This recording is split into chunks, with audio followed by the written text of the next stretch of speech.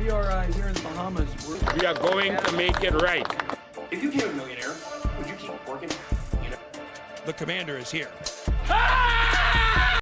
What's going on right now is California's trying to figure out. Don't eat. Something got popped in the butt.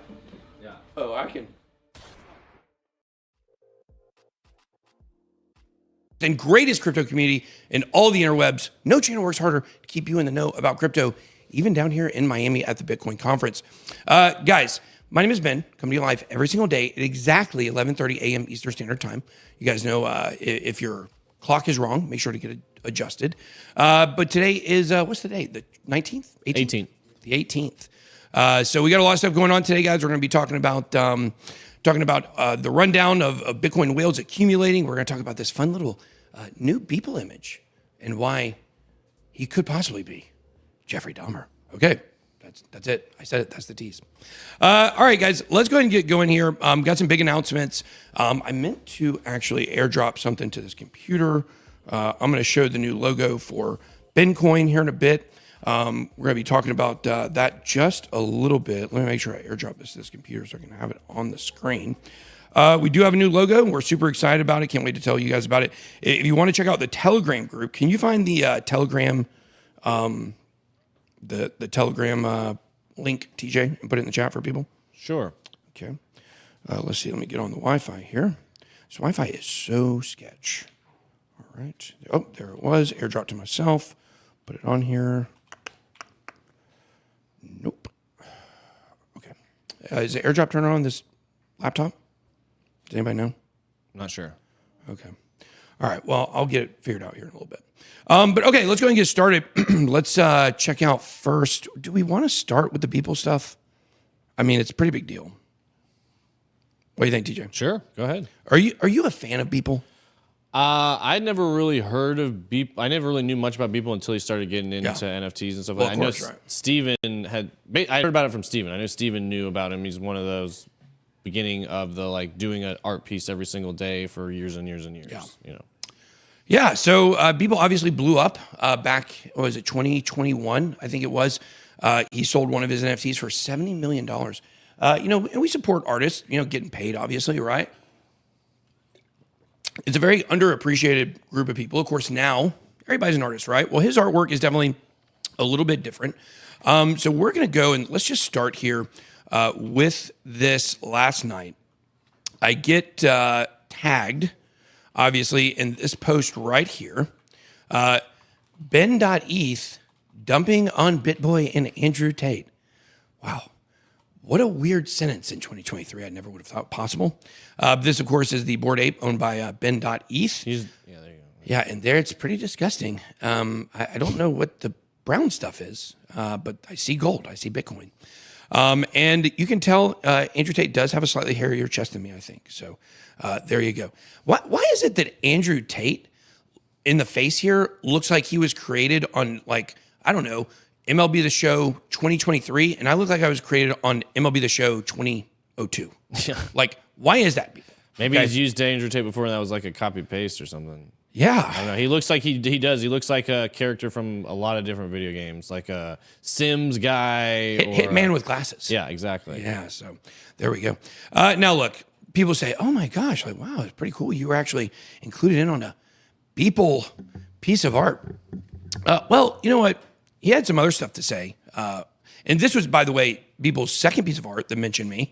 The Ben coin itself was hidden in one of his previous pieces of art. But basically, what I said here is, I honestly don't even know what to say. It's going to be a funny story to tell your kids one day about the perfect storm that produced the crypto adoption mechanism the world needed. People are laughing at that right now. Keep laughing. You guys remember when I ranted about Sam? Keep laughing. Go ahead. That's fine. I get your jokes. It's all good. But then he goes on to say more.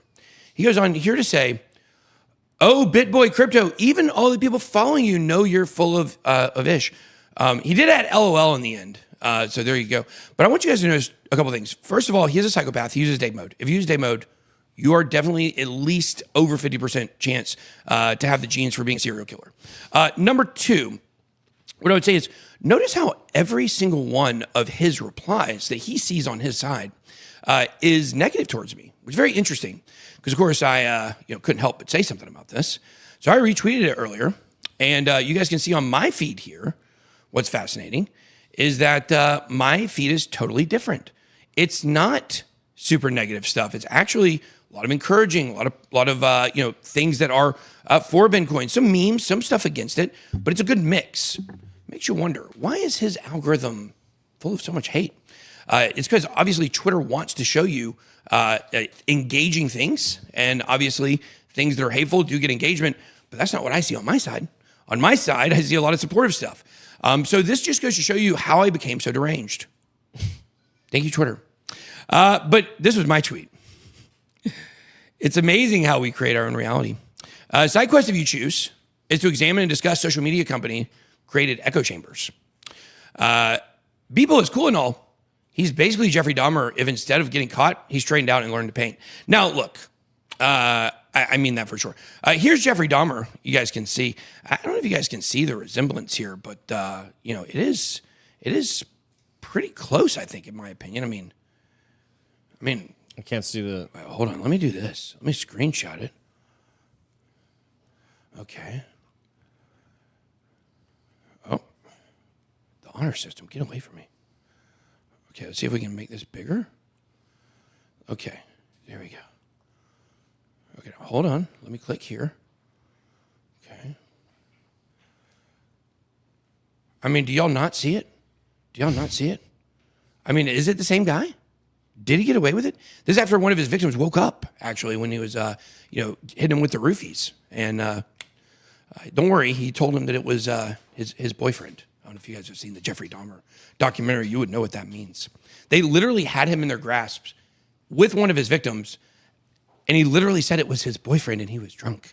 And the cops let him go, and he was, of course, murdered right after that. But this is some of people's art. And look, I'm just saying, like, can we just call this what it is? This is great art. Really cool, right? I mean, look at this. We've got, I don't know what this is. There's plenty of other things I could have chosen, by the way. There's just a ton of super warped stuff that this guy does. And if we're being fair, if this guy were, let's say, in your high school class and you went across, by his desk and you saw something, let's say like, let's see, which one's a good example? They're all freaking weird. But if you saw something like this on his desk, come on, guys. You're reporting him to the principal for a safety issue. When you see the twisted mind of this guy, it's a little concerning. There's something there that's just not quite right for somebody to be able to create this type of imagery in their brain. And it's beautiful. Look, people love things that are off the wall and twisted. There certainly is a big demographic for that, and it certainly is art. But I don't know. I'm just saying, I don't know if this is the guy that I'm going to trust to babysit my kids. I'll say that. Okay, so there we go. So he created this. It became a big thing. Andrew Tate, obviously, tweeted about Ben.ETH's project, PSYOP, yesterday. And this is what I'll say. There's a lot of people that are, wondering about, what's going on with my deal with Ben.ETH for Bitcoin.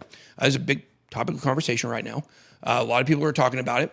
And it's almost ready to go. So we've been waiting for some assets.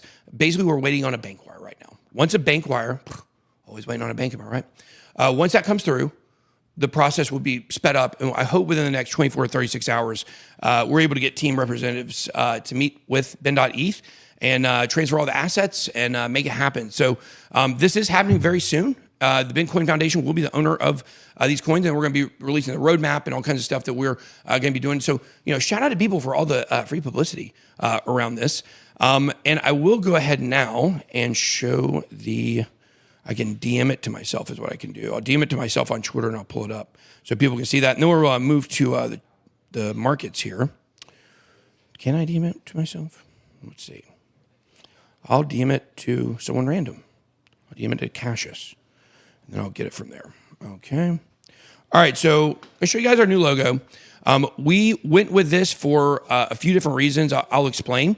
I do not have ownership yet of the Twitter or the Telegram to make some of these changes that I want to change.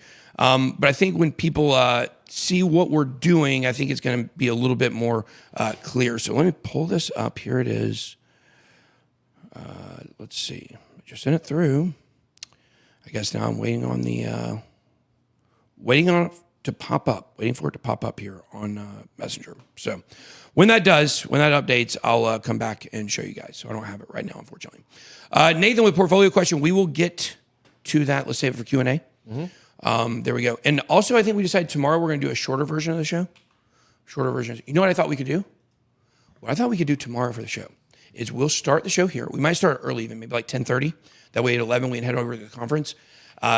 We will do 30 minutes of the show, and then let's roll that into the video of me speaking at the Estonia roundtable, the policy roundtable.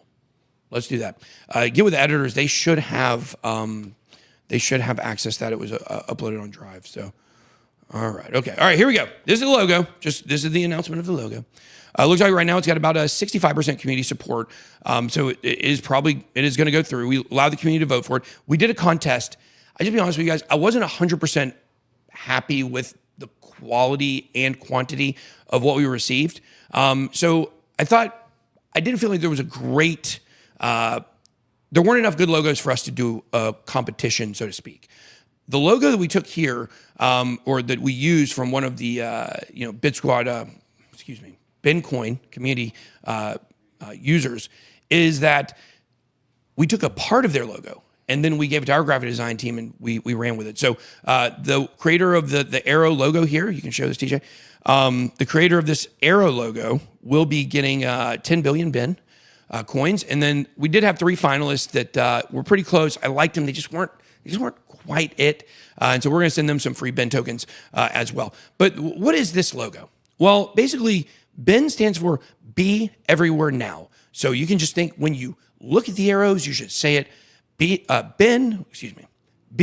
Everywhere Now. It's left to right. Be Everywhere Now. It's a circle. It's kind of supposed to be like a globe. Why? Because on the left side, we have bluish. Because the blue represents cold. People that don't know about crypto. And our job is to put the message of crypto everywhere and get it to where they warm up to crypto. So it's basically a process of making the world go from cold to hot on crypto and decentralization and things like that. So, very excited about that. It doesn't have anything to do with 3 Arrows Capital. It does have 3 Arrows, but obviously that they don't own the copyright on using 3 Arrows, just so we know. But yeah, so there we go. And it's cool if some people don't like it, but I think what you have to understand is this is not a meme coin. This is not a dog coin. And there are a lot of people that like this dog logo that was taken from another show, yada, yada, yada. I don't want to do that because I don't want people mistaking this for a meme coin. So we want to have something that's going to look professional, that's going to, guys, I think this is a top 10 project. I listened to people talking on Twitter yesterday about it. There are a lot of people that agree with me. There are a lot of people that understand there's no downside to pushing crypto adoption in this community. And it's hard to come out against that. We got some cool stuff with Bitcoin we're going to be doing tomorrow and Saturday at the conference. Can't wait for you guys to see it. I'm not even going to have to post it. Other people are going to post it. It's going to be really cool. But we want this logo to be something that resonates with people, depicts the direction, and also looks very professional, because you want to think about how it's going to look up there in the top 10 or the top 20. Like I said before, I think top 50 is a shoe-in. But I can't promise you what the price is going to do. I can tell you my prospects competitively where I feel like Bitcoin will be in terms of coin market cap. So, all right, let's go and move on. I know that was a lot, but there's a lot going on. This deal is very, very important. We've got the details worked out, should be done, like I said, hopefully in the next 36 hours. If it's not done in the next 36 hours, it's only because the bank wire is stuck in normal bank practices, right? So that's actually perfect, because that goes and hammers home the point that we've got to have a new updated system. All right, so coin market cap. Let's go and check this out here. Okay, all right. Let's see. You think your coin's going to be top 10? LOL, what a joke. Well, you know what? Maybe you should join me at Web3 as a joke tonight, the Roast of Web3 comedy show here in Miami, where I will be actually doing, I believe, 10 minutes of stand-up comedy. Wow. Nice. Yeah, I do an hour and a half every day, so. Like, should I completely wing it? Because I kind of think I'm going to. You'd have a couple things in your head, probably like a couple jumping off points, and then wing it from there. Well, there's one thing, obviously, is that everybody hates me, but I'll go on stage and everybody will clap. So can't wait for that dynamic. Can we place a heckler there tonight? Okay. Oh, I don't know if we have to place one.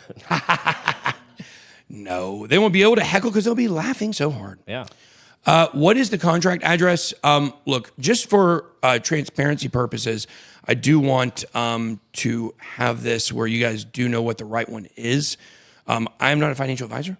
The project is not in my possession or the Bitcoin Foundation's possession as of yet. I said it should be done pretty soon, but I do want you guys to have, if it is something you're interested, you want to do research on, I want to make sure that we do have the right token address for you there. And we will be, the logo will be changing on this. I got it to the guy who needs to submit it. But basically, if you go to Etherscan and you search Bitcoin, or Bin token, whatever you want to call it, Bitcoin.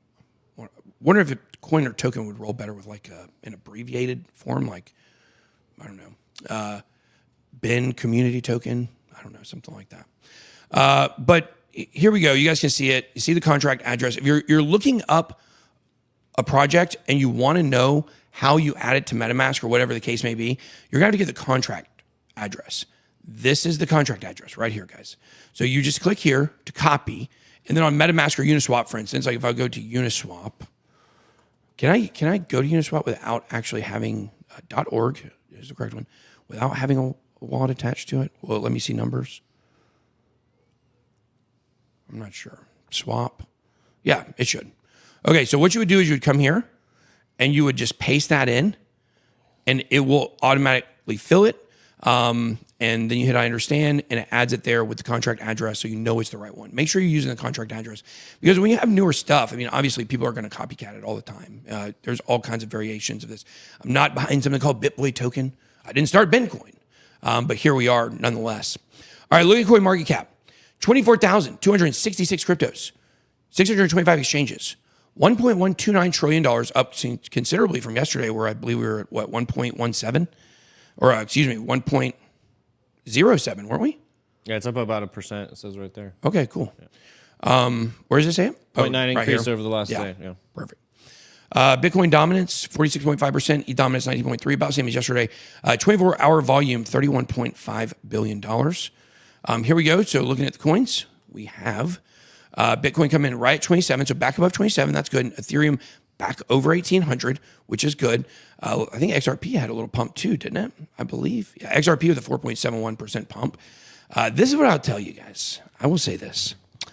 I believe that this weekend, the XRP army should be looking all around the Bitcoin conference, looking to the sides, looking down, looking up. And who knows what you might find. Render token, 20.75%. Now, Render token is similar to Arweave, right?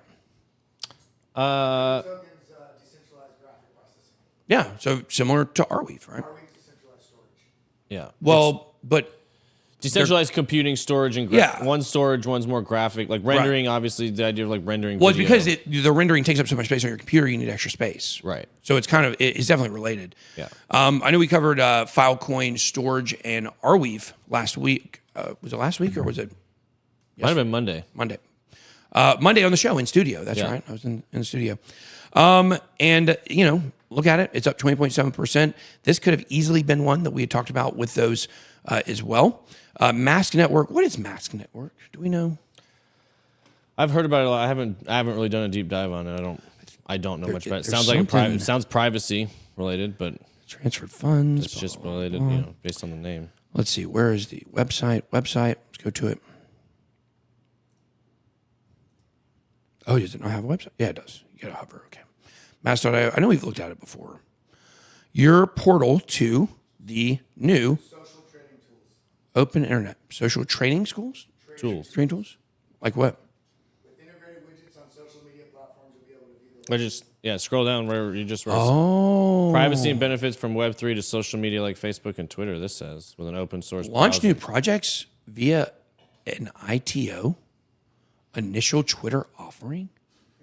What? I tell you who would be proud is that judge of the OJ case. What? Well, wasn't his name Judge Ito? Oh. I don't know. I guess so. I want to take a stab at it anyways. It was a joke, but I want to take a stab at it. You know? Hey, you're getting warmed up, you know? All I need to do is I need to go up on this comedy thing tonight and actually have my computer up there and just go through crypto stories. It'll be funny enough. And we got a lot of stuff that's really, really fun to poke at these days. Okay, so yeah, basically mask. What's interesting here is mask token very similar to render. So are we starting to see a movement in this niche?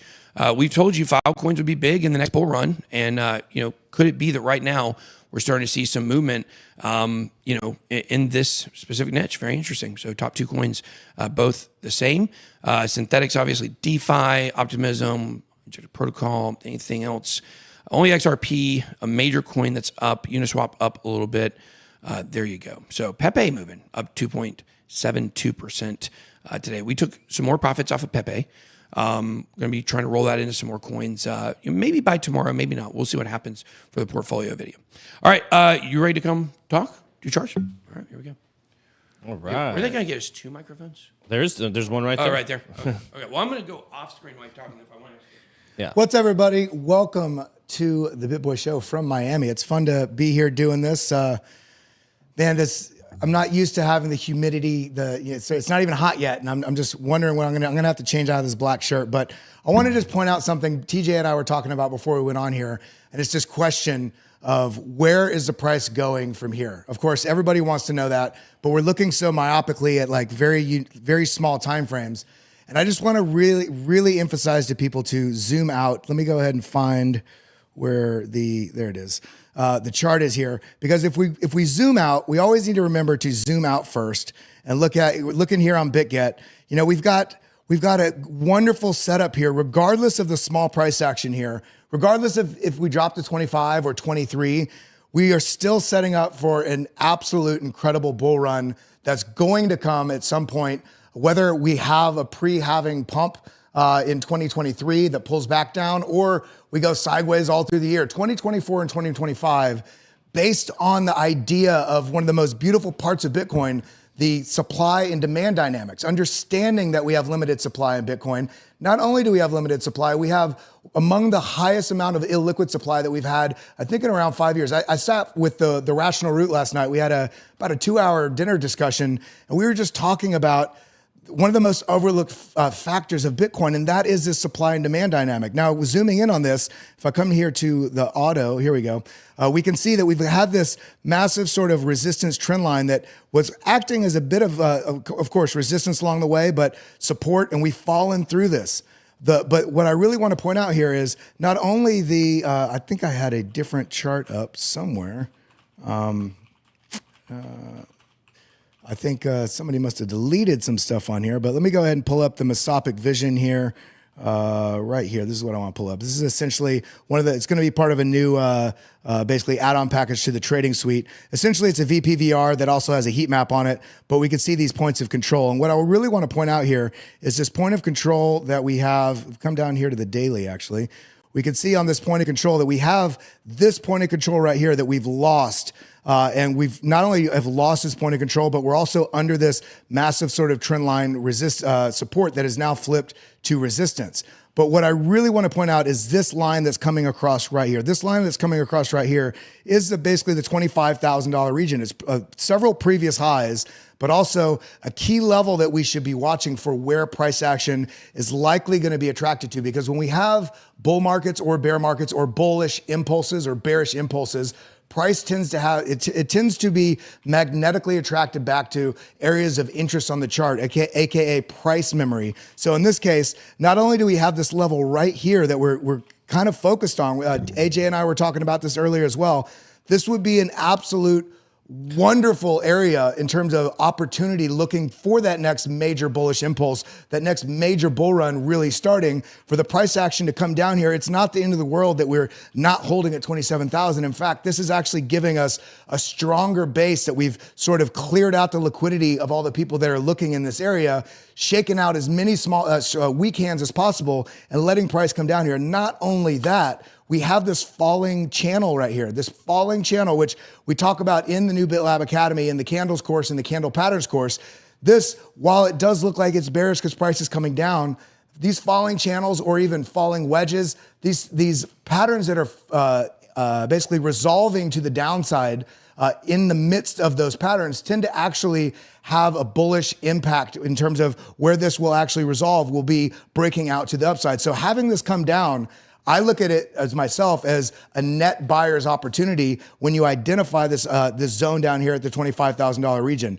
Now, in addition to all this, you know, we've got a sort of choppy rest of May. I think that's going to come in. I think I was talking with a number of other people about this coming in June 1st to June 5th. Likely about 9-to-1 sort of odds. I was listening on a number of other Twitter spaces as well.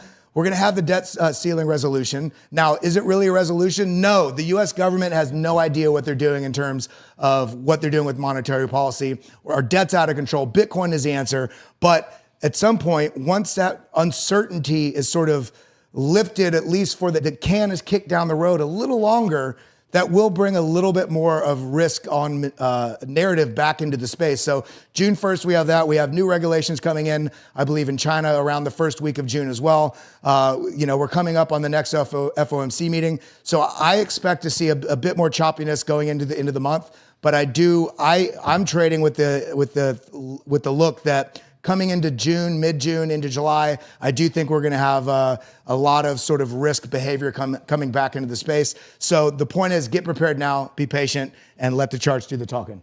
Back to you, Ben. Yeah, there's just way more interesting stuff than the charts right now.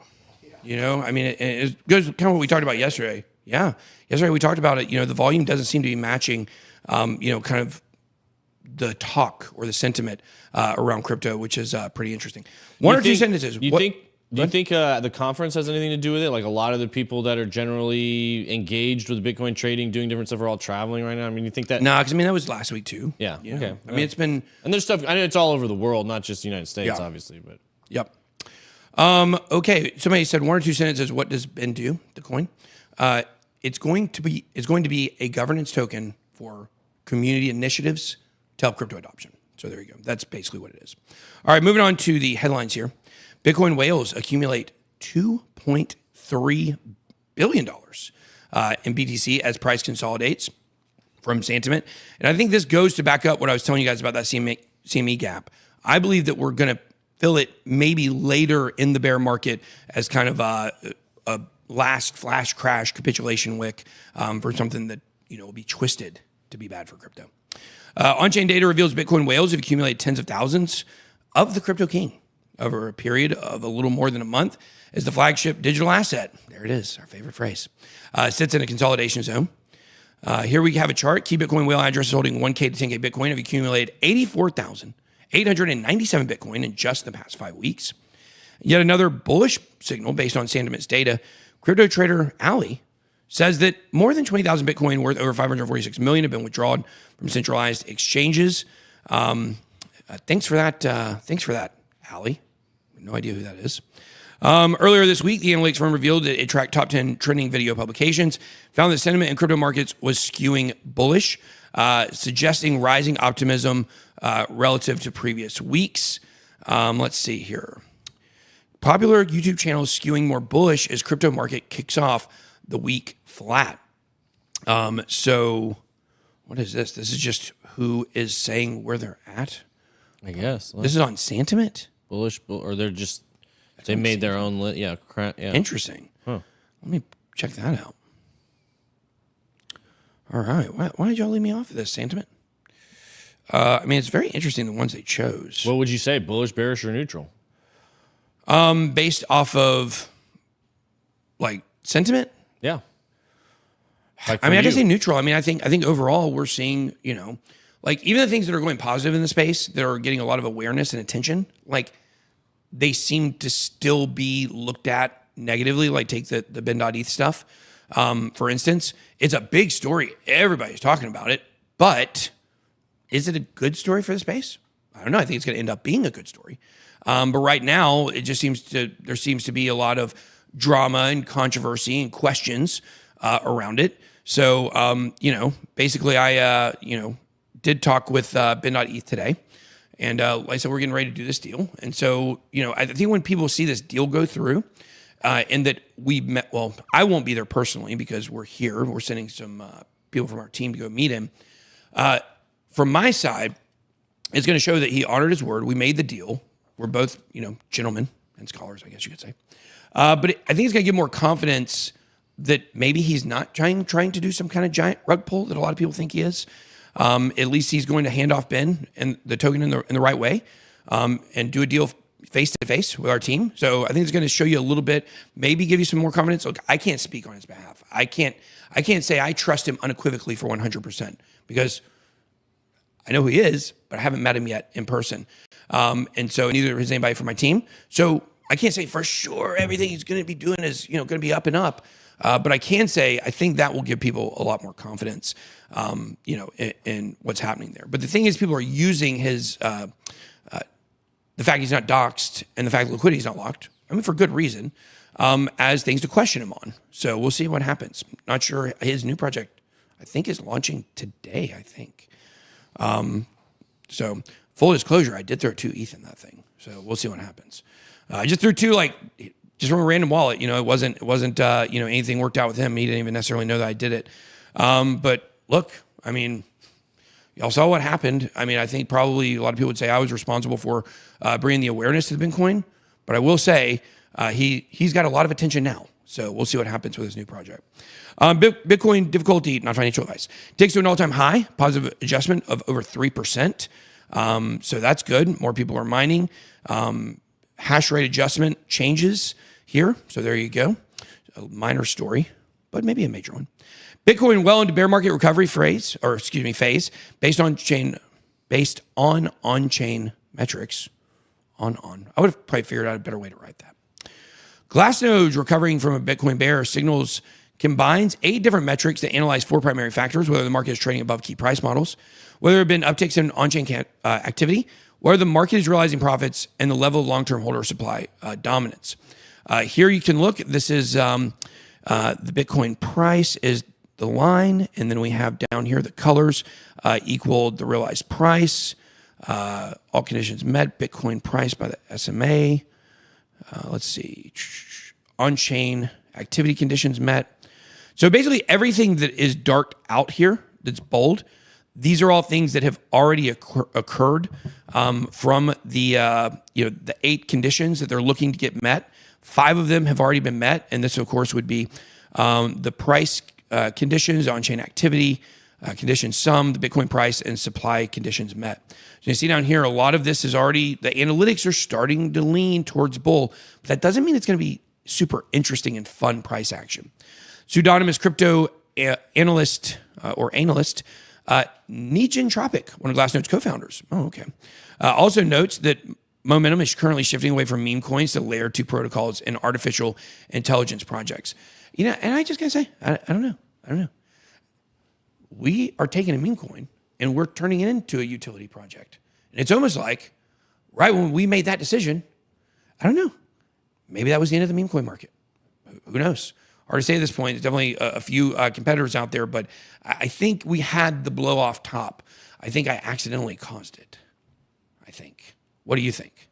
Yeah, we'll see. It seems like there's a less, again, when the volume's gone and it seems like a last gasp of liquidity, it's going to be hard to keep these rallies going. So if we really do hit that low volume, boring part of the phase, yeah, it makes sense that it's kind of memes won't have much room to do much. Yeah, and that's what we're doing with Bitcoin, with the public awareness and bringing out adoption is, even though the price action is going to be extremely fun, that's good because this gives us time to put out messages to the public to get them thinking about crypto as we head into, the next market. So, all right, let's move on. BlackRock Fund shows to be Pepe whale.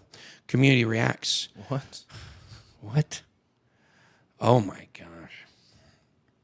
With meme coins becoming more popular, when BlackRock gets in the meme game, it's over. Yeah. This was your top signal right here. When me, a crypto influencer, gets in the meme coin game, not necessarily sign of the top. When BlackRock is coming, you know. Meme coins becoming more popular across the board, crypto analytics, insight. And why are they so popular? Because they're so easy to make. Anybody can make them. You don't need special skills to make a meme coin. Look on Chain has shared a recent transactions causing misreaction in the community. BlackRock Fund wallet address withdrew a total of 1.27 trillion Pepe, worth 1.98 million from Binance 4 addresses in the early hours of Thursday. And what did I tell you? The meme coin mania was not because it's a super fun community and everybody's talking about meme coins. The funds and the VC companies, they were ready to get a lot of liquidity to move into more legit crypto projects that are going to last over the long term for the bull run at least. Now what?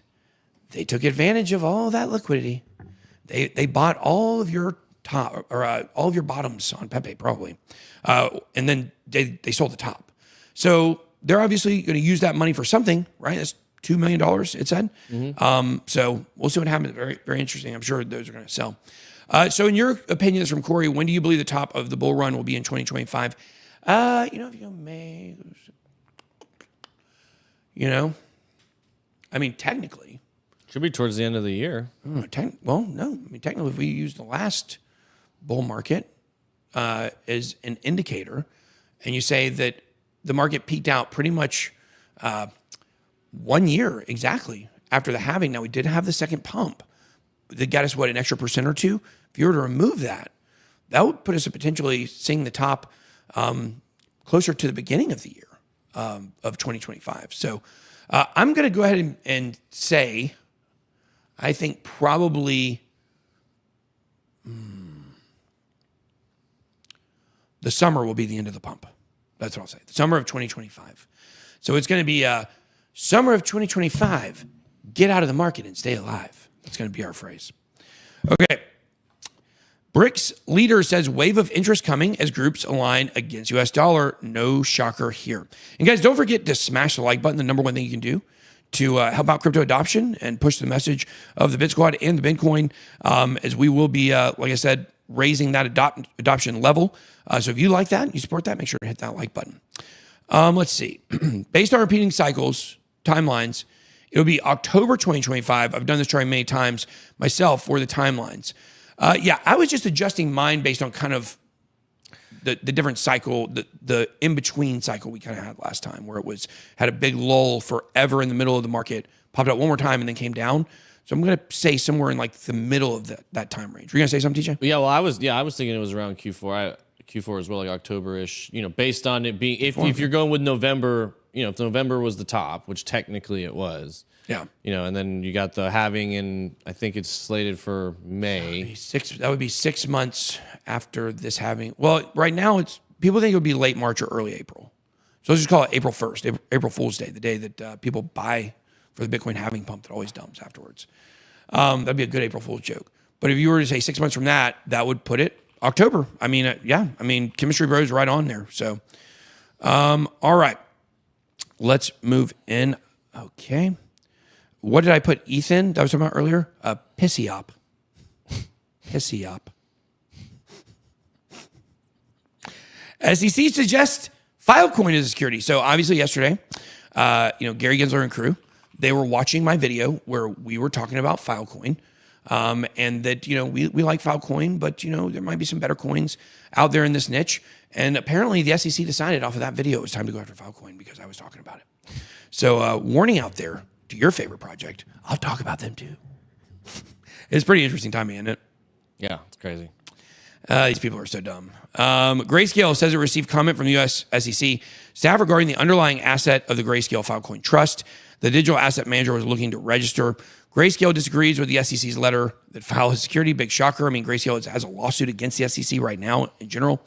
According to Grayscale, it's difficult to tell whether the U.S. regulator staff will agree with it in terms of the assessment that Filecoin is not a security. Now, notice they didn't say Gary Gensler here, just said SEC staff. Okay. All right. Wells Fargo to pay $1 billion in shareholders' lawsuit settlement. Hey, it's weird. I get sued for $1 billion, and everybody talks about it. Wells Fargo paying $1 billion in a lawsuit settlement, and you just get crickets. Chirp, chirp, chirp. Hey, when Cointelegraph goes down, can somebody get me in touch with the artist for Cointelegraph? is the only good thing that came out of the Cointelegraph. So I think it's only fair for him if everything's going to go down and Cointelegraph is going to be a big, ball of flames, which I can't wait to see if some of their reporters are down here. I'm going to press them these questions. I'm going to press them on this stuff if I see them. Because I do know for a fact I don't know the exact number, approximately half their staff was let go. Got confirmation on that from a reporter at Cointelegraph. So, of course, anonymous, of course. But obviously, when it goes down, I want to take their artist. So there we go. Maybe he can make Bitcoin memes. Financial services firm Wells Fargo reached a settlement for $1 billion to shareholders. December 2022, they also reached a $3.7 billion agreement with the Consumer Financial Protection Bureau. Guys, when are we going to understand the banks are the bad actors here? Like, why is it rocket science? Where's Elizabeth Warren talking about the story? Anybody know? Ironically, she did. This isn't this one. Wells Fargo. No, it's not the Wells Fargo one. She's coming down on JP Morgan because they got such a sweetheart deal. And when these banks went under, like basically the U.S. government lost billions and billions of dollars and JP Morgan made billions of dollars. So she is, I put it in the basement chat, but it's just pure theater. It's like she's picking one and it's very egregious. Like she's not wrong, but it's, but then all these other ones they're going to ignore, but they're going to grandstand about this one issue. Now nothing's really going to be done about it, but she'll grandstand about it. Where's old Pow Wow Chow when you need her? Where is she? Yeah, absolutely. I mean, I think that you really hit the nail on the head there. Is like they just continue to give the same narratives, and when they say stuff, it's just lip service. Like they don't actually do anything to fix any of the problems. All they're doing is making it to where, the banking system just continues to be able to pull their Ponzi scheme while nobody else, is able to. So, and crypto's a scam. Everybody hates crypto, but the banks are paying billions of dollars out regularly for breaking consumer protection laws, and nobody holds them accountable. So, is what it is. All right. So, somebody said, I'm never going to sell my Bitcoins. Then Zach XBT called you out, and you had to come up with the PRs. No, guys, you don't come up with a PR story. You actually just tell the truth. It's really easy. Somebody else up there said, go up just a little bit in the chat. I want to address one thing. Okay, so Angel Garcia says, so Bitcoin will be like Hex. You won't be able to sell till it hits 100 million market cap. No. The founder, the people with the tokens in the deal. So people on the back end. The team tokens. The team tokens, the foundation tokens, not user can buy and sell whenever you want. In reality, I encourage you to buy and sell constantly on this coin. Not for watch trading, okay? Just because the more trading that happens with this coin, and that's whether you're getting an accumulation zone or you're selling tops or whatever the case is, the more trading that occurs, the more funds from the liquidity pool that will be earned as yield, and that is all our 50% of that liquidity pool is all going towards these crypto adoption narratives and initiatives. We're not getting any of the money. There will be a certain percentage set aside for staff, but the whole budget's going to be transparent. So, no, you can sell whenever you want, and I would actually encourage you to buy and sell because it helps out the baseline of the project. So, what is AJ doing over on that couch? Are you doing some of your best work, your best couch work? Top 10. Hey, how was my Wendy's podcast shoot yesterday? Yeah, it looked great. Looks like it's going to be a lot of fun. Yeah, cannot wait for you guys to see that. Yes, we did shoot 2 episodes. 2 episodes in a pool while I was on a unicorn floaty. Those who posted that? BJ posted it on Twitter. We'll do that when we get to CT Minute, actually. CFTC chair says DeFi crypto exchanges will be regulated even if they are just code. Shocker, U.S. regulator says things need to be regulated. This just in. Rostin Benham, who of course went after Uki DAO, a lot of people didn't like that, what he did there, said DeFi crypto exchanges can be regulated by U.S. law even if they operate autonomously. It's easy to suggest there's no institution, there's no individual. It's just code. You can't regulate that. It's self-effectuating. But the reality is, it's more how to do it is what he's talking about. How to protect U.S. customers, even though those things are true. Which if that was really what they were actually doing, then I would support it. But we all know that it's just about control for them. Let's see. So there you go. CFTC versus Binance doesn't surprise me anymore. CFTC made headlines doing Binance, yada, yada, yada. So, court approves Voyager's plan to pay back customers just 35% of their claims. Hey, that's fine. Get it. Get your money, get out. That's what I say. If I were a Voyager customer right here and this was the deal, I wouldn't even complain. You know what I would do? Push it through fast. That's what I would say.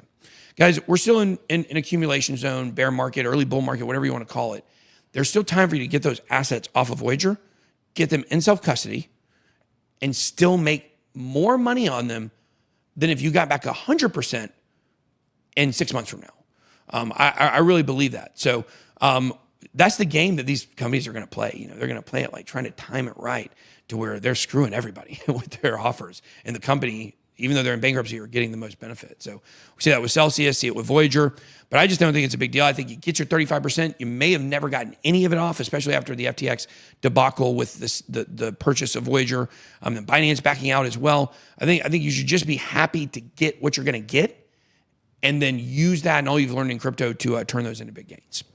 The U.S. Bankruptcy Court for Southern District of New York has approved Voyager's Chapter 11 plan.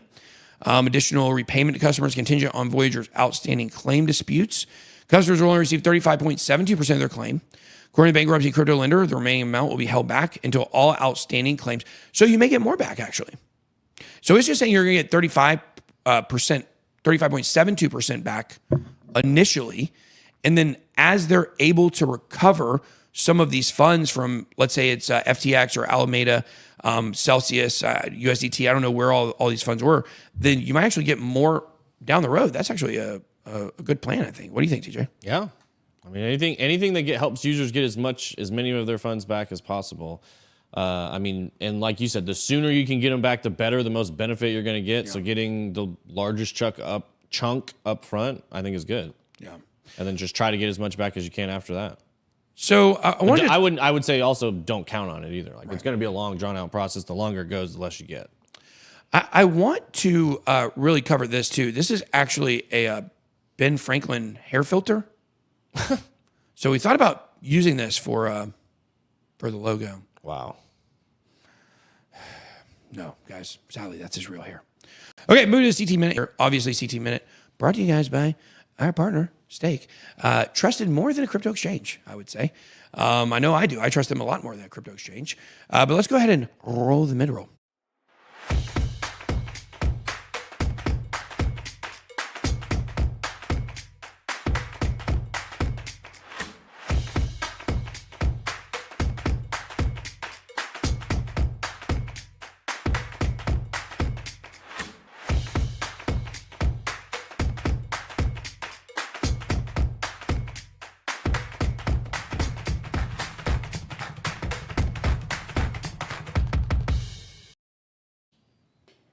All right, this is the Crypto Twitter Minute, brought to you guys by Stake.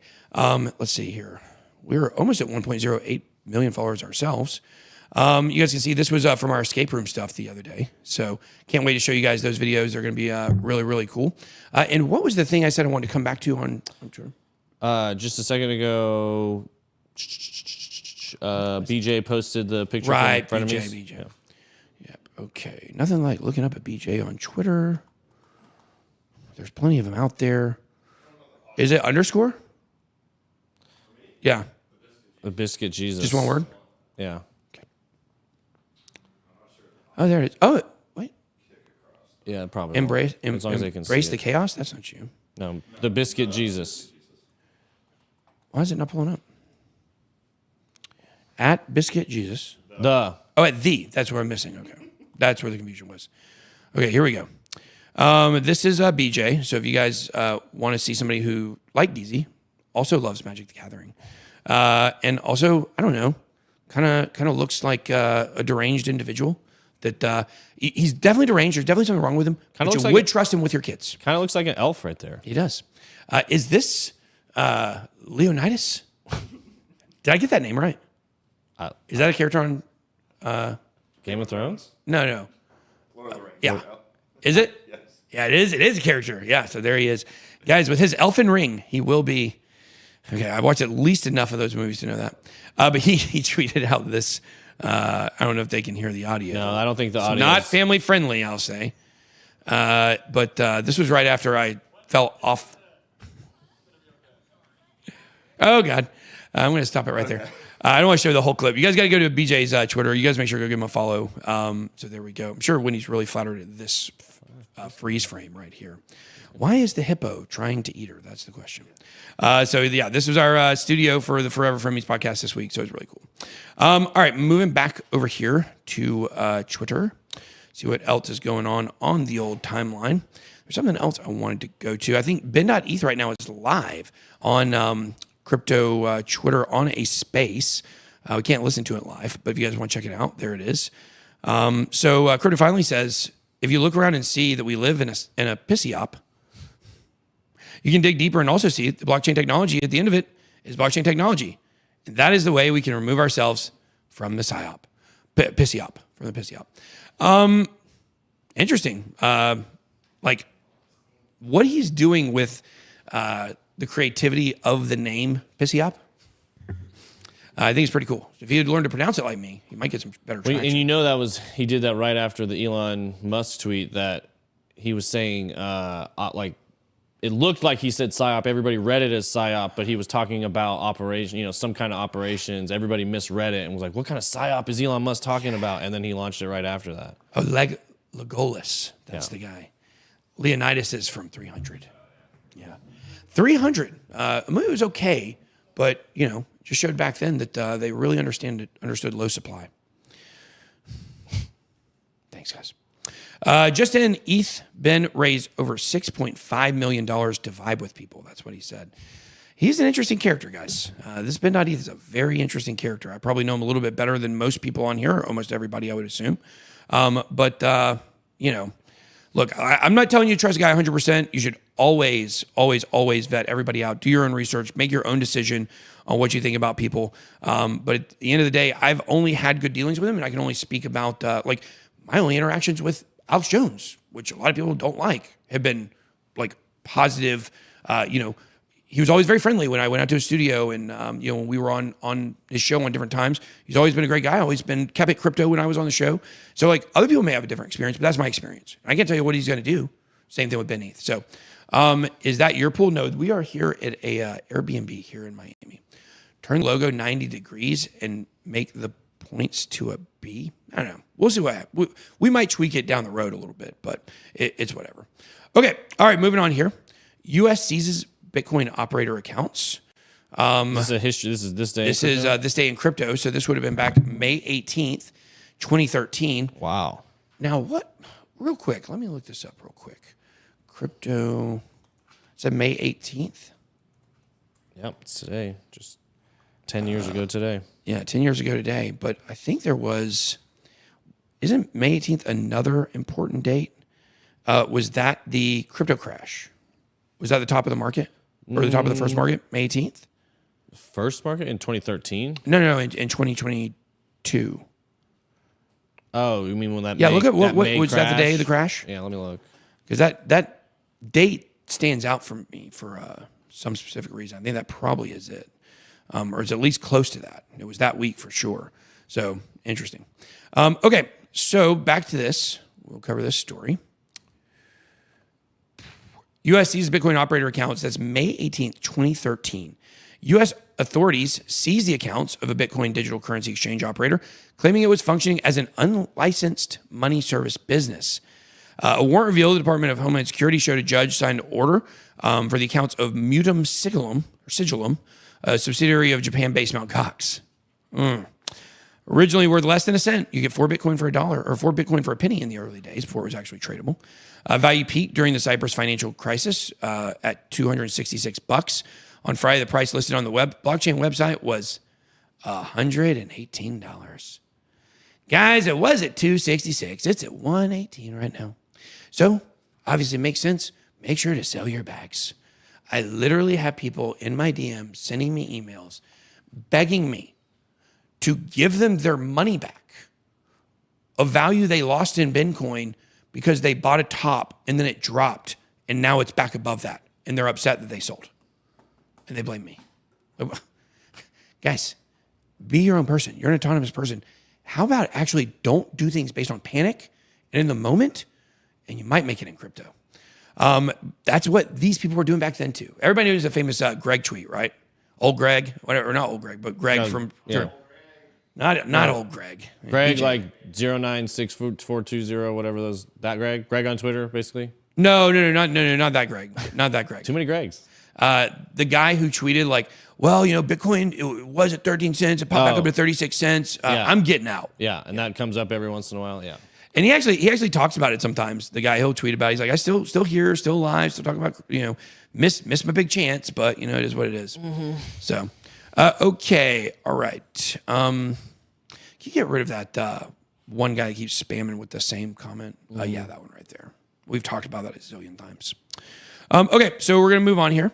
We're going to call this HODL Trader Dump. Now, if you guys remember back in the early days, I actually had a show, showing this here, had a show I would do called HODL Trader Dump, 873 views.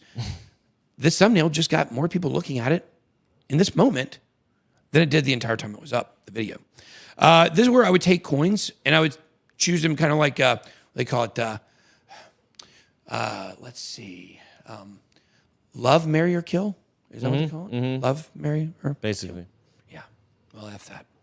And so I kind of took a play out of that book and did this thing where I would take 3 coins and I would decide what they were and I'd tell you which one I would choose in all 3 of those categories. The team has selected them this time. So want to pull those up? You want me to just start them or you have a list? Yeah, I have a list. Do you know what they are? You don't know yet? No. The coins are Mana, Sand, and Gala. And you have to choose one of each to hold, which is basically extended hold through bull market long term. One to, what was it? Trade or dump, one that you would get rid of and one HODL that trade you or would, dump. yeah. So first, let's see, we've got Gala Games here. Gala is, which I can't remember. In the United States, it's pronounced one way. In the UK, it's supposed to be pronounced the other way. Whichever way it is, I got to be honest about Gala Games. You guys know I've talked about it a lot. That I'm not really a giant fan of what they're doing. I didn't like the rushed announcement of their Fortnite game, stuff like that. They don't like me over there for sure. I just want to, can we get down to the roots of why that is? This is something really hard for me to talk about. Almost as hard as for me to talk about as my eating disorder, ARFID. Guys, Crypto Video is supposed to, of course, my podcast co-host. Maybe we could put the logo on the, well, we can just pull up the YouTube channel. Let's do that. I was doing a meetup in LA. People may remember this back in 2021. It was a great meetup. We had, I think, almost 1,000 people at the meetup. It was at Santa Monica. And Wendy O was supposed to come to that meetup. We talked about it for years, doing a meetup together. And the day before, she said, hey, I can't come. I got invited to The Gala party. The Gala event. I remember So instead of coming to visit my friend, that we've known each other forever, we've always talked about this meetup, at the last second, I, Crypto Wendy O, am going to definitely prove why I'm your friend of me and not your friend. And I'm going to go there and see Snoop Dogg instead of you. Okay. We'll see how that goes, Gala Games. It went well for you that time, but I've done everything I can to destroy your name and reputation ever since that moment. And you don't blame me. Blame Wendy. Guys, do you think like when they couple people, like Wendy and I are not a couple, we're like brother and sister really, but the couple people, they use the names together, like Benifer, right? What do you guys like better? Bendy or Winden? That's what I want to know. Bendy or Winden? or it could just be Wen for short. Wen Ben. Take the first 3 letters of both of our names. Wen Ben. So, guys, don't forget to follow the Forever Frenemies podcast, by the way. All you got to do is go to YouTube and type in Forever Frenemies, and then it should pop right up. There we are. Shot 2 more episodes. I should subscribe to my own channel. It's cool. So there we go. Check it out. It's a very fun podcast, me and Wendy talking about other stuff. But anyways, I digress. Let's get back to these coins. Decentraland, The Sandbox, and Gala Games. We're not going to get too much into the tokenomics or doing research on these right now, I don't think. I know plenty about both of these. I will say this. I will say that Decentraland, oh, God, that's tough. I made a prediction on what the way you would go with this when it was originally they had HODL long short, like basically hold, dump it or keep it. I made my picks of what I think you're gonna pick. I think I know, so we'll see if I'm right. I'm gonna say, well, I might surprise you maybe. You might, because I think I just picked an interesting angle. I'm gonna dump them all because video games are for nerds. Okay, just kidding. Look, I think Decentraland is probably trade. I think Decentraland is trade. So when I was at this policy roundtable in Estonia, which we're going to show my talk there, not the whole meeting, but my talk there on the channel, there was a guy they were talking about the other day, Magnus. This guy hit it out of the park. So he steps up on stage and he starts to talk. It wasn't a stage. I mean, he just steps up with a presentation, starts to talk. And the first thing he shows is a picture of the Decentraland metaverse on a TV and a gamified avatar inside of it. And I said to myself, oh no, this guy thinks Decentraland is good. This is going to be really fun, really interesting to watch this idiot talk. He gets up there and he starts his presentation like this. Hi, I would like to start this presentation with a picture from a very terrible metaverse that we are in. It's awful. And I was like, okay, he gets it. Like, he actually was making fun of it because he's using it for their business, recruiting talent. They're actually doing there for Ernst & Young. But he also knows it's a joke, right? They're in there not because they support Decentraland, because they're trying to make policies and figure out how they can use the metaverse better as one of the big four accounting firms. So just very fascinating stuff there. You got me start talking about it. Guys, Decentraland sucks. It's not a good metaverse. Nobody's using it for like fun, okay? But it's got big money behind it. So Decentraland, I believe, will have price pumps in the next bull run for sure. Digital Currency Group is behind it. Of course, the same group that controls CoinDesk and things like that. Even though there was a big, I don't know, kind of like a love triangle of snitching between all of them. But Yeah, they're struggling right now. yeah, well, we're going to come take some of these news agencies out, I believe, here pretty soon. Stay tuned for that. Part of the Bitcoin.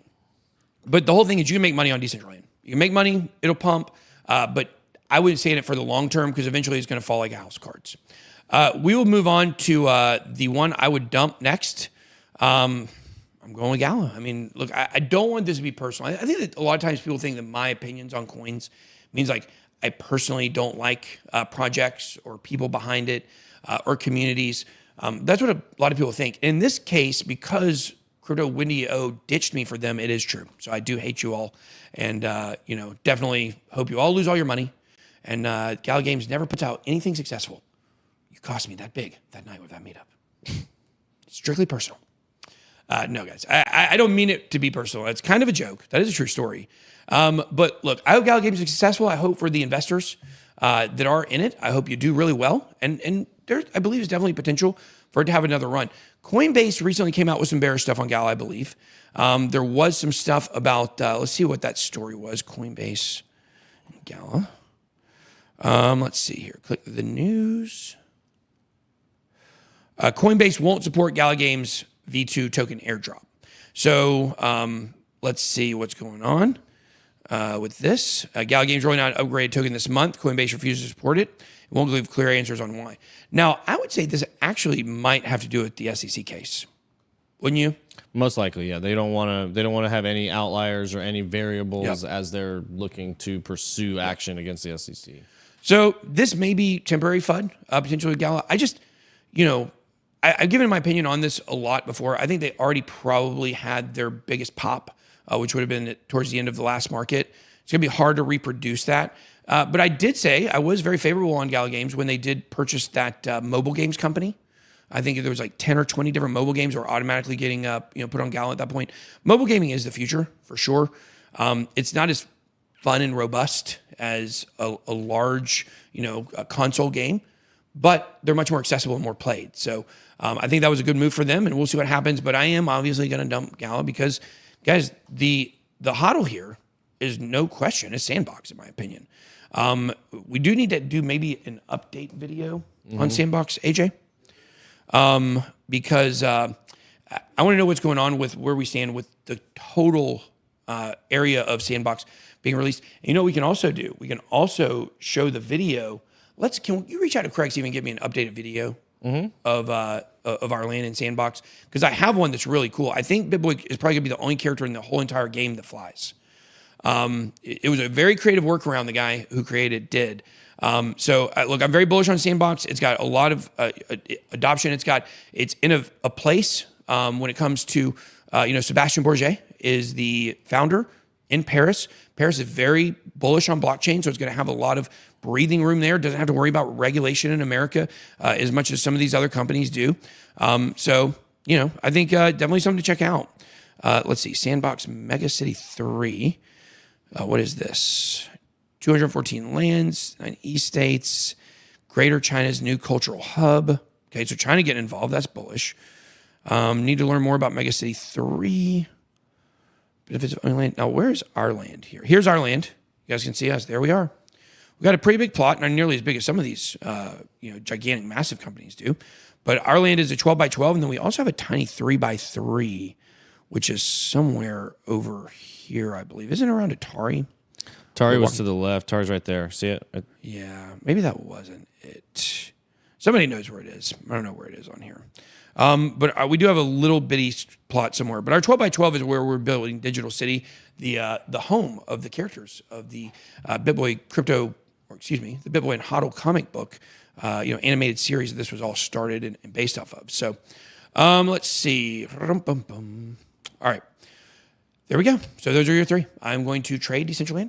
I'm going to dump Gala Games. And I'm going to HODL onto Sandbox.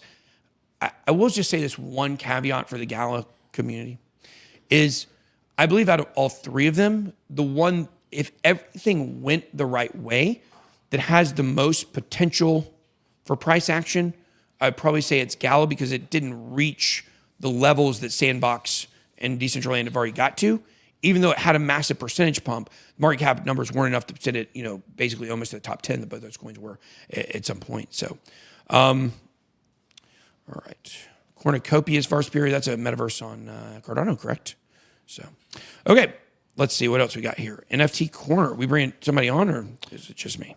I don't think we're bringing anybody on. Yeah. Guys, how are we going to have BitBoy Crypto talking about NFTs? I think it's about ordinals and stuff. Ordinals. Oh, ordinals. I like Which ordinals. makes sense. Okay, cool. Yeah. Wait, do we have it? Hold on. Oh. There you go. Ha ha ha. Ha ha ha. If I went to the Bitcoin conference like this, no one would know it's me. I'm a wizard. Yes, I'm a wizard. I wore this hat in the pool yesterday on the Forever Friendlies podcast. Nothing like a little whiz in the pool. That's what I say. Okay. Wow, I don't know how I feel about this wizard hat. Do you like it better like this, or you like it better? Up gives me like, I don't know. I don't like the straight up. It gives me I'm just gonna say it, KKK vibes. I don't like that. I don't like the pointy top. No pointy hats for you. No pointy hats for me. Yeah. Okay, that's what I have to say. You give me a hat that's flat. I don't want there ever to be any confusion. Pepe themed Bitcoin Frog. I know there's so much there. Bad transition. I'm going to leave. Horrible transition. Horrible transition. This is like when I was getting ready to talk crypto on the Alex Jones show like a couple of years ago. And right before my segment, he was talking about Michelle Obama secretly being a man. Oh, and I was like, oh no, what is going to happen here? But like I said, we stuck to crypto only. It's kind of like that here. We just gave a weird segue into talking about Pepe the Frog. Pepe-themed Bitcoin frogs have become most traded NFT amid Bitcoin ordinals hype. Bitcoin Frogs, the newly launched non-fungible token fashioned after frogs, has become the most traded collection in the past 24 hours, surpassing even prominent collections such as Bored Apes. Hey, we need to do Pluto Alliance ordinals. Where's Johnny at? Pluto Alliance ordinals, where we take the Pluto Alliance NFT characters that have the Bitcoin shirt, and we make ordinals out of those. Yeah. You ready to do it? You can do it, Johnny? Johnny can do it, man. That's I don't want to put him on the spot, but that's Johnny on the spot right there. You guys don't know, Johnny does so much work for us. He sets up a live stream every morning. He doesn't really get the credit that he's due for everything he does here. You saw he came on camera a couple days ago, but that man makes a lot of stuff happen behind the scenes. So when he talks, I pay attention because he's kind of quiet, and if I don't, I can't hear what he says. Just kidding, Johnny. He's a little quiet. Bitcoin Frog's trading volume was spread across 627. So ours will be called Bitcoin Aliens. Bitcoin Aliens. Bitcoin Aliens. I like that. Let's see. Bored Apes recorded over 11 transactions. This had 627 transactions. So there you go. Ordinals, BRC20s, Ordies, the token, watch out for it. Definitely think there's a lot of potential in that ecosystem. So Taproot Wizards, a guide to the fastest growing Bitcoin Ordinals project. Now, what I found out about this is when I talked to Udi about it, I said, look, like, man, how do I get one of these wizards? Like, I want one. And he starts explaining it, and then I realized, oh, like, they've only given out, I think at the time, like, less than 30 of them. And none of them had actually been sold yet. I think they created a little bit over 2,000. I want to say it was 2021.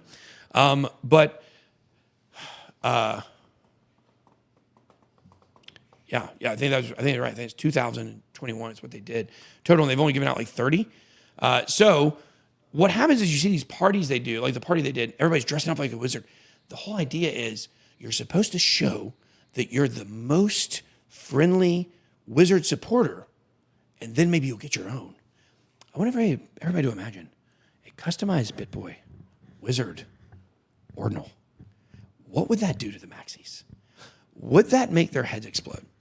If we could somehow do that, I will say this, that coupled along with the thing we're going to do on Saturday at the conference, oh, there's going to be so much maximalist cope out there. So much cope. I'm going to be so excited. Nothing I like seeing better than the maximalist cry. Helmed by an independent developer and longtime Bitcoin advocate, Taproot Wizards entered not only as the new kid on the Ordinals block, but a mission to become much more than just another generative avatar project. Carrying the tagline, make Bitcoin magical again. This is all, of course, based off of the famous magic internet money meme from earlier, 2015 or so is where that came out, I think. Featuring art that holds historical significance with the Bitcoin community. The wizard theme project completely disrupted the still developing Bitcoin NFT ecosystem in one fell swoop. What is Taproot Wizards? Let's see. Exactly 10 years before the reveal, a user who goes by the name, the moniker MavensBot, uploaded a crude drawing of it was 2013, so this was it, of a Bitcoin wielding wizard to the Bitcoin subreddit. The image quickly became iconic within the crypto community as sort of a mascot for BTC. You guys can see here. This is MavensBot. Special thanks to the Wizards, especially Udi and Taproot Wizards, for making the Bitcoin Wizard 10 years so special. So pretty cool stuff there. I really love the history of crypto when it comes into play. The fun stuff that you may have missed, and it comes back around. So let's see, anything else here? Udi, Wertheimer, aims to create a sort of Trojan horse of Bitcoin awareness. God, that's why I love this guy. We have the same mindset about a lot of stuff. Approach it totally differently, but definitely the same mindset. It's about bringing positive awareness to what we're doing in crypto. That's the way I look at it. He looks at it like bringing that positive awareness to Bitcoin in a world where the Bitcoin maximalists have really turned people off from the message of Bitcoin. Although collectors make up for the art through disruption, community building, and by reestablishing the longstanding Bitcoin ethos of rebellion, Wertheimer hopes to inspire a new wave of interest and innovation on Bitcoin. Guys, it's so cool to me. Like, there's not been a project that's going to do what we're doing with Bitcoin, which is a community-supported project that just by existing and trading funds public awareness campaigns, lobbying, education, and much more. It's a community-based movement. It's grassroots. This is very similar to what Udi is doing and Eric with the Bitcoin Taproot Wizards. It's showing that they have this mindset that as we prepare for this next bull run, it's important that when they come in, the new users, the new adopters, the new investors, they get the right message of crypto and they don't get the wrong one.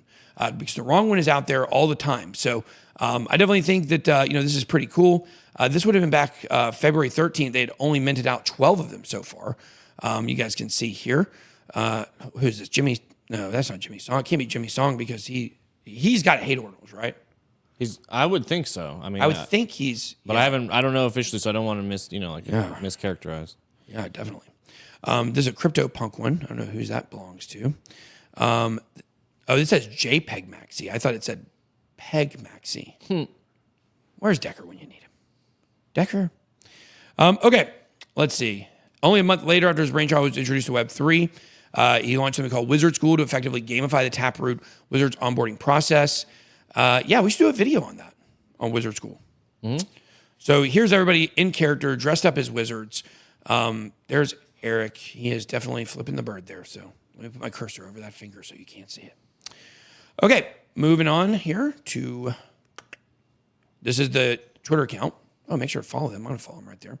It's the original MavensBot that created the actual logo of the Taproot Wizards. It's a pretty cool stuff. They have a Bitcoin Wizard Ordinals Discord you guys can join. They're doing a giveaway as well. So there you go. Naked frogs. Have you ever seen a different kind? Nope. Kermit, maybe? Does he wear clothes? Yeah. Top hat? There's somewhere there's that frog with a top hat and a cane. He just wears the clothes for TV. No, but there's a dancing frog with a top hat and cane and like a tuxedo somewhere that I've seen. I don't know what it's from, but the WB frog. Yeah, there you go. The WB frog, which is basically the Smacks frog turned into a animated singing frog, right?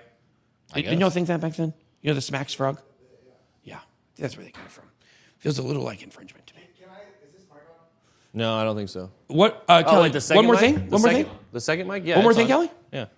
This is back new segment on the show called "One More Thing with Kelly," where you guys experience on the show what we experience in real life every day. No, just on that topic you were just on, I sat with for dinner last night and had a long conversation with the Rational Root, who made an excellent point about the question about whether or not it's right or wrong about what the purpose and what the mission of Bitcoin is, and having the Taproot stuff and having the mempool clogged up. And he brought up an interesting fact: regardless of what you want or not want, or what you think the purpose should be and the use case should be for Bitcoin, how early we are in the genesis of Bitcoin and where we're going over the next 140 years, it's actually a benefit right now to have something like that actually clog up the network to help drive innovation this early in the adoption of Bitcoin, so that we can actually deal with those things as things move forward. I just wanted to say that. What's your overall thoughts on? Step into the second mic. Yeah. What are your overall thoughts on the NFT market in general? Like, we're seeing this with Bitcoin rise up. Like, do you think that NFTs are going to have a similar run to what they had in the last cycle? Or do you think that that was like a one-time thing and it's going to be like a different kind of adoption? Well, interesting about that. I have a friend of mine actually runs an NFT project and sent me a message this morning, which he just had his project delisted from OpenSea because of securities concerns.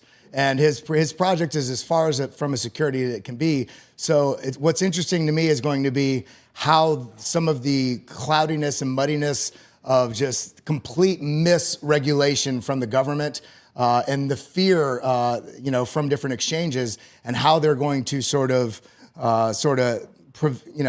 take measures to prevent themselves from being caught in the crosshairs. But in terms of the NFT, how it's going to go into the next stage, one more thing about it, I would say, is that I do think that we're still most people, the large majority of people that know what NFTs are missing the boat of what the true nature of what it's going to be in the future. Now, I think the art side of NFTs is absolutely incredible. It's brought a lot of awareness about the first impressions about what an NFT is on a basic level. But I think most people miss the point of the rails that are under NFTs that drive them forward. And I do think that we're going to have a boom going into 2024, 2025. But the question is going to be, is it going to be because of the rails that are underneath the NFTs as this essentially use cases get broadly adopted? For instance, we saw Tezos did in California with, I think it was it car registrations? But going forward, looking 10 years from now, I can't see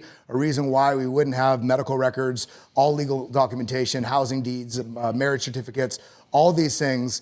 So the mass use case for non-tradable things, individual ownership of things that are needed for everyday life, I think is actually going to drive the infrastructure for the NFT sort of realm further than this initial genesis of the art side of it. So that's my thoughts on it. Mm-hmm. Great. That was one more thing. No more things. That was one more thing with Kelly. Okay, guys. All right, let's move on to a last story of the day, XRP. And don't forget, guys, to make sure to smash the like button if you're in the XRP army and support our sponsor, Stake. As Stake, obviously, you can use Stake or use XRP on the platform, even though you can't get it on crypto exchanges anymore because it's delisted most places. Stake still a supporter of XRP. Okay, let's move to the story here. Where did it go? Here it is. Ripple and Medico. Okay. Medico or Me Taco. I'm not sure which one that is. I have to ask Taco about that. Join forces to conquer crypto custody market. Big news that came out yesterday with the Ripple news, around Ripple had to do with, obviously, the story around the William Hinman documents that were unsealed or are going to be unsealed. So that was big news. But Ripple, a prominent player in the cryptocurrency arena, is making a strategic move to conquer the crypto custody market. The company has just announced its acquisition of Medico, a Swiss-based firm specializing in digital assets custody and tokenization technology. Today, we're proud to announce Ripple has acquired Medico SA, becoming the sole shareholder of the Swiss-based provider of digital asset custody and tokenization technology. Medico Harmonize, their flagship offering Harmonize, provides institutions with a mission-critical custody infrastructure that ensures security, enables the scaling of new business models. So there you go. Let's see. Widespread adoption of the technology is across tons of places. There you go. Success of the technology in various jurisdictions does not guarantee seamless integration into Ripple's existing customer base. May have to do with some local regulation stuff. But look, Ripple out there is still continuing to build. Exciting stuff. Hopefully we'll get the end of this case, in the next 6 weeks or so. And there we go. All right. How come you guys never demonstrate staking on layer ones? We have before. It might be a time to start showing people that again. Q&A, real quick. Q&A, real quick here. This was the portfolio from earlier. Okay, this is Nathan. Portfolio question, okay. We're in dire need of adjustment. He's got $41,000 total. He's got XRP, 37.2% of it. ADA, 28.2% of it. Bitcoin, 14%. ETH, 6.7%. Matic, 6.8%. Other, 4%. XLM, 3.1%. I mean, look, it's a very basic portfolio. You have 4% of others, so maybe you've got some riskier picks there. I think XLM is a good kind of, pony to hitch your wagon to if you are, a fan of XRP. Just kind of get some hedged exposure there with Stellar. And I don't know what your other coins are, but I think that's a really solid portfolio. I'm going to say. Plus, Excuse me. Thank you. Golly. I don't know. I'm allergic to all these maximalists down here, I think. The magic dab, that's right. But anyways, guys, definitely believe that that's a great portfolio. It's a little conservative, but I think that's a safe portfolio that people could use as a good example of what, someone, especially someone who's new in crypto that wants to play it a little bit safer. I definitely think that's good. And I'm not saying I don't like it because it doesn't have super degen picks. I'm just saying maybe a little further down CoinMarketCap, maybe number 30 or 40, not only things that are top 10 and such. So, okay. Then we have this question. How does the XRP Army feel about supporting the development of CBDCs? Well, XRP Army, you can drop your comments down below on that. I've spoken about this extensively, why it's a necessary evil for the Ripple ecosystem at this point. They're going to be the wholesaler of CBDCs, of creation of those, I believe. But it's going to happen anyways. So, all Ripple is doing is providing the technology to allow that to happen. If they didn't do it, it would be somebody else. Doesn't mean they support everything that all these countries support, but it's a business at the end of the day, so they are a private company. The JD Club, sure. I mean, I'm certainly open to some tweaks on the logo. We threw this together pretty quickly because we wanted to get something out there as we move towards finalizing the deal. But sure, you can email email me, bitboycrypto.com. That's fine. Just email me there. I said it the other day on Twitter, so I guess people know my address is not that hard to find, guys. Okay, well, that's all we got for today. I'm actually going to have a lunch right now with someone about some crypto regulation stuff. So excited to go see that and maybe have some news in the coming weeks about where we're going. And that's all I got. Be blessed. BitBoy out.